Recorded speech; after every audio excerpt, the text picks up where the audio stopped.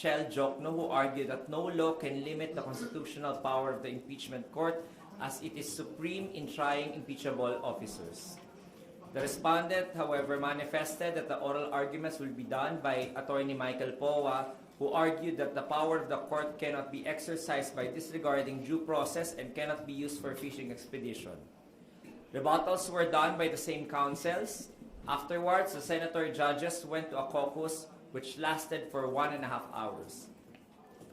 As to manifestations and motions, after the caucus, the presiding officer stated that the senator judges wanted more time to study the motions and confirmed the agreement of the senator judges to resolve the request for issuance of subpoena on Monday, July 20, 2026.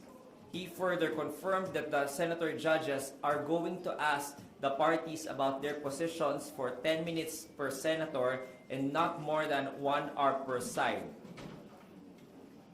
House Prosecution Panel Lead Jervil Luistro manifested that they will not anymore present and formally withdraws the following names of the witnesses for Article 4.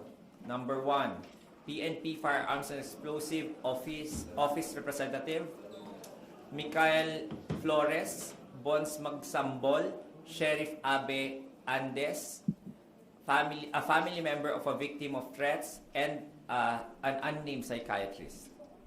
She further manifested that Attorney Matibag will be presented on Tuesday, July 21, 2026, and requested for the issuance of subpoena ad testificandum and ducis tecum for the following witnesses for Article 1 based on their submitted request for subpoena.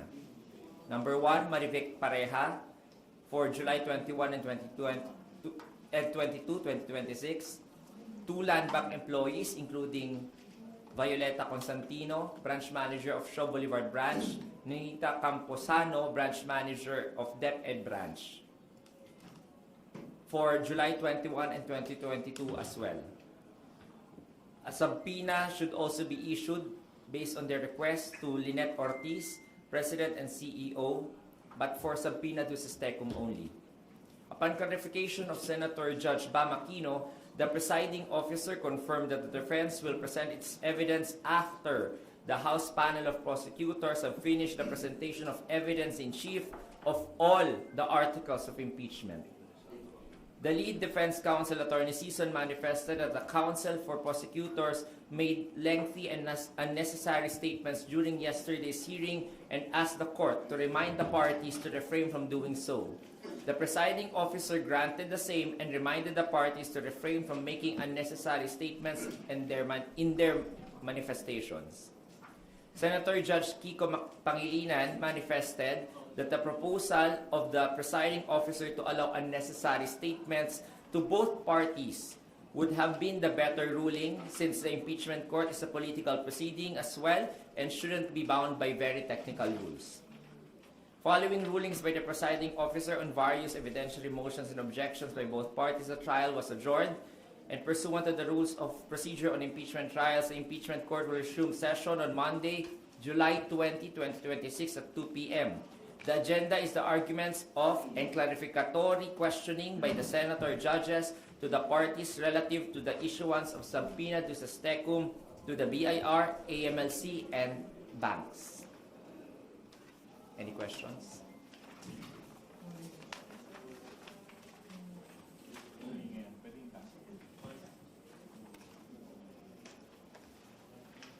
Walang questions? Sir, hindi ngayon, pwedeng kahapon. Alin po? Just yung manner lang po kahapon. When Defense Counsel Senator Judge Padilla po attack the credibility of NBI Regional Director Lotok. Ordinary po ba yun sa, sa court proceedings that a sitting judge attacking the credibility of witness? The senator judges are already in possession of several information aside from the fact that they are also hearing and reading the cases and the evidence being presented. So yung mga senator judges po natin, because they have certain information, are free to ask questions to the witnesses to establish whether they have to believe or not to believe the testimony or the credibility of the witness. So it is within their prerogative to ask matters that might have come to their possession in mga information na yon para i-clarify kung ano po yung katotohanan doon sa information na yon. So I think that is what Senator Judge Robin Padilla did yesterday when he asked Attorney Lotto about yung career niya. Kanina po na-clarify no, na the prosecution will present first on all articles before yung defense. Posible pa ba itong mabago? And meron bang effect kung mababago siya or mariretain na gano'n yung flow ng presentation nila? Hindi na po yan posibleng mabago kasi yun yung nakalagay sa Senate impeachment rules na bago yung isang panig magpresenta ng kanilang evidence in chief, kailangan tapusin muna lahat ng mga artikulo doon sa pagpresenta ng House Prosecution Panel of their evidence in chief. Ganun din yung mangyayari doon sa pagbobotohan on the ultimate question.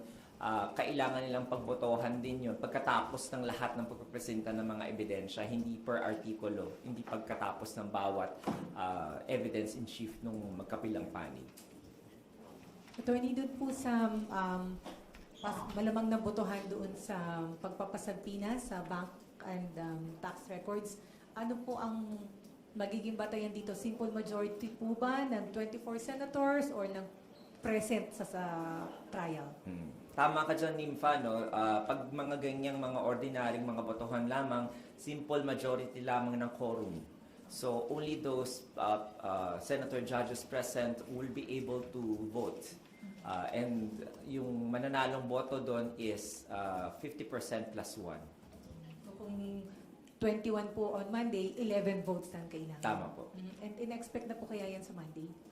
Yes. Again, iba yung expectation sa realidad. Kanina natanong din ako, no, kung may expect ba mag-i-issue na tayo ng resolution on the issuance of subpoena. Sabi ko, yan ang expectation at pinaghandaan na rin ng presiding officer na magkaroon ng resolution today. Pero because of the agreement between the senator judges to have more time, and since this subpoena do sa STECUM naman for the AMLC, the banks, and the BIR, is relative to the sa Article 2 pa, which is the last article to be discussed by the prosecution or to be presented by the prosecution. Kaya siguro yung mga senator judges opted for more time. And also, dahil nabawasan din yung mga witnesses sa Article 4, so technically we are expecting na baka before July ends, matapos na natin yung Article 4 at mag-umpisa na rin yung susunod na artikulo, which is Article 1 sa pagpepresenta ng ebidensya ng prosecution. Sir, ano po yan? Yung majority, sir, dun dapat yung present sa floor, hindi po yung nagpa-attendance. Kasi baka nagpa-attendance 21, pero pagbotohan po, 15 na lang. So, paano po? Ang binibilang po yung present na nagpa-attendance. So, ibig sabihin po nun, kasi po lahat sila mark as present nung time na yon, then pag nagbotohan po, dapat kasama rin sila sa numero. Kasi yun po yung nagko-constitute ng quorum, yung mga nagpa-mark na present po. Doon po ang bilangan. Siguro po ang hugot doon ni Manong Jan, attorney, ay Pag biglang nagpa-present, pagkatapos umalis, di na bumalik, di na makaboto. Siyempre, tatawagin ulit, mag-roll call ulit yan. Pwede namang magkaroon ng ganon. Nasaksihan na natin yan sa mga proseso naman ng Senado sa legislative body. Pero kung wala pong magka-question noon, nung quorum at that time, then the quorum that was established at the start of the roll call, nung umpisa ng proceedings, yun yung mananaig. Pero kung may mag-question po, then magpapa-roll call ulit para matingnan kung ano na yung bagong number for quorum. Sir, mababago din yun. Halimbawa, may humabol na senator, judge, before the vote. Kung Tama. 19 yung una, then nadagdagan ng dalawa, naging 21. Tama po. Tama. Sir, kanina, bukod sa articles of impeachment itself, may ilan pang mga natakal na issues, no, like yung SEA Games probe nga ng NBI. Do we have a rule po that prohibits senator judges from making manifestations that may be unrelated to the proceedings? Wala po ako nakikita sa Senate Rules on Impeachment about that matter. Kung kailangan niyo rin po sana maintindihan yung ating mga senator judges, this is the only plenary session na nangyayari, no, yung sa impeachment court. Dito lang sila nabubuo ulit ng isang buo bago mag-SONA.